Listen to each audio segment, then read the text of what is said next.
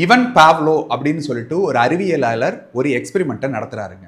அது என்னன்னாக்க, நாய்க்கு ஒரு ரொட்டி துண்டை போட்டாக்க அது எச்சில் ஊறும் அப்படிங்கிறது நார்மலா நடக்கக்கூடிய ஒரு விஷயம். ஆனா இவர் என்ன பண்றாருன்னா, ஒரு மணியை ஆட்டிக்கொண்டே நாய்க்கு ரொட்டி துண்டை போடுறாரு. அதன் மூலமாக எச்சில் சுரக்குது. இப்ப திரும்ப திரும்ப எப்பெல்லாம் ரொட்டி துண்டு போடுறாரோ அப்ப எல்லாம் இவர் மணியை அசைச்சு கொண்டே இருக்கிறார். ஒரு காலகட்டத்துக்கு மேல அவர் ரொட்டி துண்டே போடாமல் வெறுமனே மணியை அசைச்சால் மட்டுமே அந்த நாய் ஓடி வந்து நின்று எச்சிலை சுரக்க ஆரம்பிச்சிடும். இது பேர் கண்டிஷன் ரிஃப்ளெக்ஸ் அப்படின்னு சொல்லுவாங்க. இதை உங்களுக்கு நான் ஏன் சொல்றேன் அப்படின்னா, நலத்திட்டங்களை செய்து கொண்டே நான் இலவசங்களை கொடுக்குறேன் இலவசங்கள் கொடுக்குறேன்னு சொல்லி கொண்டிருந்த இவர்கள் கொஞ்சம் கொஞ்சமா இந்த நலத்திட்டத்தை எல்லாம் நிறுத்திட்டு, நான் ஓட்டுக்கு காசு கொடுக்குறேன், இலவசங்களை கொடுக்குறேன், 2000 கொடுக்குறேன், 2500 கொடுக்குறேன், 5000 கொடுக்குறேன், 10,000 கொடுக்குறேங்கிற நிலைமை கொண்டு வந்து நிறுத்திட்டாங்க.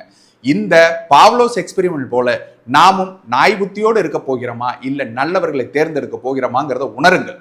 இந்த முறை நல்லவர்களை தேர்ந்தெடுங்கள். சரியான நபர்களை நீங்கள் தேர்ந்தெடுத்து விட்டால் இந்த இலவசங்களுக்காக கையேந்தி நிற்கும் நிலையில் நம்மளை இவர்களால் வைக்கவே முடியாது. அப்போ நல்ல வாழ்வு, தரமான கல்வி, நல்ல மருத்துவம், தரமான சாலைகள், நல்ல குடிநீர், இதை தரக்கூடிய நாம் தமிழருக்கு உங்கள் வாக்குகளை தாருங்கள்.